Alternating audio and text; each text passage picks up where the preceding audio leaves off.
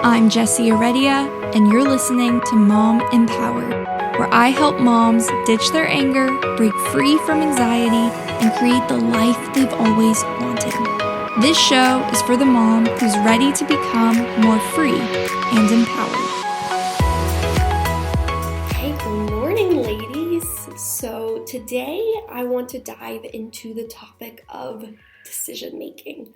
More specifically, what does it mean to make fully informed and empowered decisions in your life? Which really are the kinds of decisions I want to see you ladies making. These are the kinds of decisions I help my clients make, and I hold even myself accountable to making for sure, because as moms and as wives and as leaders or career women or entrepreneurs, we are always being required to make decisions.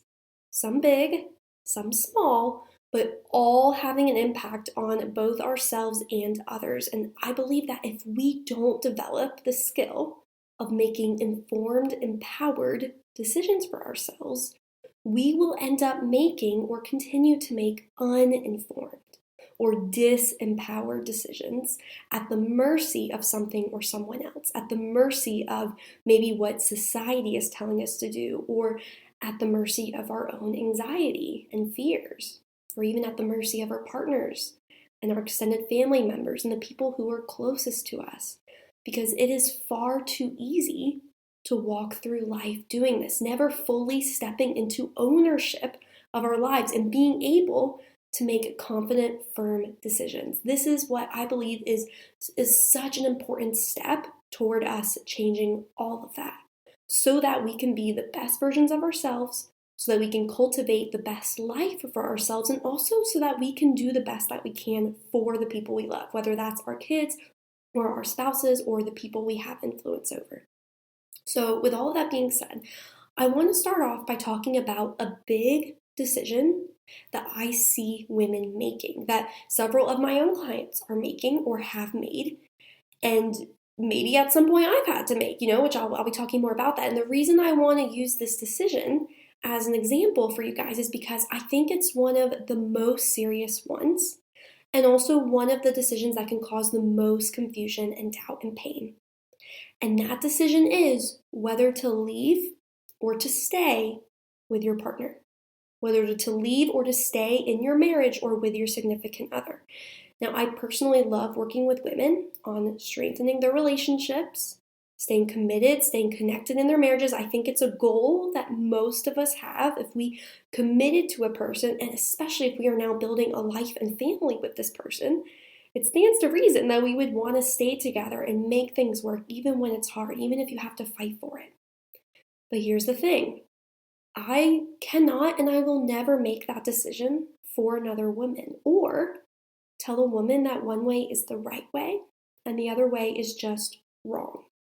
I have walked with moms through separation or the decision to separate. And regardless of what they choose, my stance is I am your advocate and I will support you without judgment, without bias, in whatever way I can, especially when the decision you're making is an informed and empowered one. What I mean by this is that I want women to know why they are making their decision and all of the reasons for it. And if they don't know, I take on the role of helping them really find out and get to the bottom of it. Because blindly supporting a woman in her decision making when she herself is blind toward the reasons behind her decision making, that would be the opposite of excellent coaching. And it's my personal goal to be an excellent coach. I believe that I owe it to my clients, I owe it to you guys to get to the bottom of things always. I want to show them their blinders and help take those blinders off. And I believe that we all owe it to ourselves to do this for ourselves too. Why wouldn't you want to be fully informed and have full understanding when you're making such big, lasting decisions? So all of that being said, the decision of whether to leave or to stay in your marriage or leave or to stay with your partner is an opportunity to really assess where you are in your decision making. Because what I see is that most women want to make this decision from a purely emotional place. And decisions that are only based in emotion, they're okay, but they're not usually the best ones. Now, to be very honest and vulnerable with you guys, I remember I was debating a couple of years ago whether I really wanted to stick it out in my marriage with Grant, my husband, and that I was making my decision, or I was trying to make my decision from a purely emotional place. And what this looked like was me using a lot of I feel statements when I was listing out all of my reasons for why I wanted to call it quits. I feel like there's someone out there who'd be more compatible with me. That was a big one for me. I feel like I'm not being loved in the way I want to be loved. I feel anger toward him for him not being all that I thought he would be as a husband, for marriage not being all that I thought I would be. I feel like I would be happier if I could just start over and see what else is out there and be romanced and pursued again. And this is honestly what I have heard from plenty of women too. These are some of the same reasons women have for why they are considering calling it quits. But like I said earlier, being the best versions of ourselves and cultivating the best life for ourselves has to involve higher decision-making skills than that. It has to. We have to know that we're making informed and empowered decisions, and none of these reasons I just listed are coming from an informed or empowered place. They're coming from a place of fear and disbelief or anger disguised as simple dissatisfaction. And the way that you can see this and understand this is just by digging a little deeper and changing the phrasing to reflect what's really going on here. It's not that I just felt like there was someone out there who'd be more compatible with me. The truth is, I knew there'd be more people who were more compatible with me, and I was afraid of what that meant. I was afraid I could never be fully happy with Grant, my husband, because of it. I was afraid that our lack of compatibility in some areas just could not be reconciled. And at this time, I was in disbelief that there was a better future together waiting for us, even despite our incompatibilities. I was telling myself all of these stories, and it wasn't until I saw them for what they were, which were just stories, that I was able to better make this decision from an informed and empowered place. And this is really the crux of it all. You cannot make the best decisions for yourselves or for others if you don't first know and acknowledge your reasons for it, especially if they are rooted in emotion or fear or doubt or uncertainty and are really just stories. They're just thoughts that you've chosen to believe, and that it's fully in your power to choose new ones if you want to. Choosing new thoughts, choosing new beliefs for myself, that's what enabled me to make a more informed and empowered decision, and which ultimately led me to recommit to my marriage and decide to be in it for the long haul. Doing this, for me, looked like rewriting some of those stories I had on repeat in my head. It looked like choosing to cultivate new, even simple thoughts, such as compatibility will always change just like people change. Compatibility always changes. Compatibility is not the best thing to base your decision to love someone on, because you could be compatible with somebody in one season of your life and then be totally different and out of sync in another. Finding someone who is more compatible for me now, right now, as I am, as life is, does not guarantee they will always be compatible with me, because they too will change just like I will. This is something that needs to be heavily considered in my decision making. This was the better information I needed to base my decision on, much better than just saying, well, I feel like there's someone who would be more compatible with me, right? Another story I was telling myself was that I feel like I'm not being loved in the way I want to be loved. And this was my truth at the time. This was how I felt. But again, digging deeper, there was more to it than that.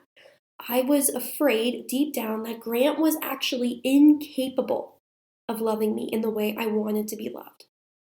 I was afraid of not being pursued and not being romanced or understood. And this fear, just fear in general, this is how so many of us make our decisions. But what if it doesn't have to be? digging deeper and becoming more informed and becoming more empowered so that my decision could come from a more informed and empowered place too. This looks like me just changing my thoughts around this. Yes, I might be feeling like he's not loving me in the way I want to be loved, but I also am not fully certain that I have communicated to him in the best way that I can what this even looks like. I am assuming that because he shows his love to me in different ways than I prefer for him to show it, that I am unable to be happy. But what if I were to take ownership of how I'm defining love, and what if I were to choose to change it? Would I see him? Would I see myself any differently? Would I appreciate him more? Would I feel more satisfied knowing that he is loving me in the ways that he knows how, and that over time I can continue to teach him? Am I willing to believe that he is teachable? And if so, don't I owe it to him and to our kids and to myself to give him that opportunity to show me? Wouldn't I want that from him too if the roles were reversed? Wouldn't I beg for more time to learn before he just writes me off as not good or not loving enough? You guys, these are important, powerful questions. Some of you ladies need to be asking yourselves these questions because maybe up until now you have only been examining your relationship and your decisions in or around your relationship through a very biased lens. And it's not fair, it's not right to anybody. So without going into detail, I will share with you that in the instances in which I have been coaching a woman who is making or has made the decision to either leave or stay in her relationship, it's these kinds of high-level questions and new thought creation that make the biggest difference between her making her decision purely out of emotion or fear and her making her decision from a place of confidence and knowledge and truth. And I'll tell you what I tell them. You could make this decision, you can make any decision for 1,000 different reasons. But I just want to make sure that the reasons you're choosing are ones you're happy with and are ready to live with. Regardless of whether you decide to leave or to stay, you have the option to choose reasons of hope over disbelief.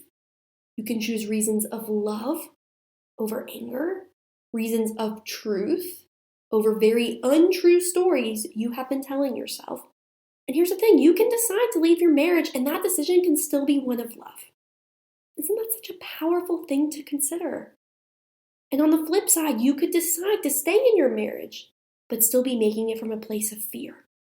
And wouldn't that be a sad thing? What if you instead were to decide what emotions you want to be feeling when you make this decision, and then challenge yourself to find the reasons on both sides that would enable you to experience that emotion?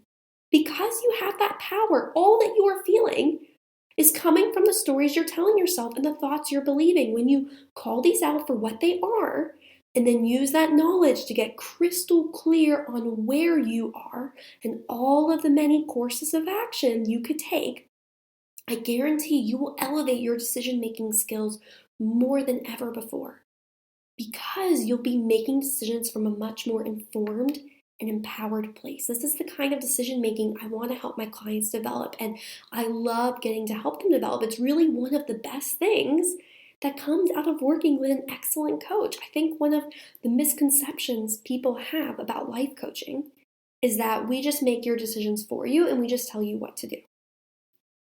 Because even though I will tell you things to do and I will give you action steps to be working on each week, I actually very rarely will make decisions for you. Because what good would that do? What good would that do for you? I would much rather see you grow in your confidence and your skill in your own decision making so that you don't continue to be disempowered in your life. I want each of my clients, I want you guys to become fully empowered moms. And that means knowing how to make major decisions for yourself without all of the mind drama, or at the very least, knowing how to navigate it, how to coach yourself in a powerful, next level, critical thinking kind of way. If that sounds like something you could definitely benefit from learning, I'd say you would probably love working with me. As I mentioned earlier, I strive to support and coach and advocate for my clients from a very neutral, non-judgment, unbiased place, which I think a lot of you guys are hungry for. I know personally how hard it can be to find a mentor or somebody who you can trust to bring all of your junk to without this fear of being judged. And I promise you that when you meet with me, there is no reason for that kind of fear or any fear at all, really.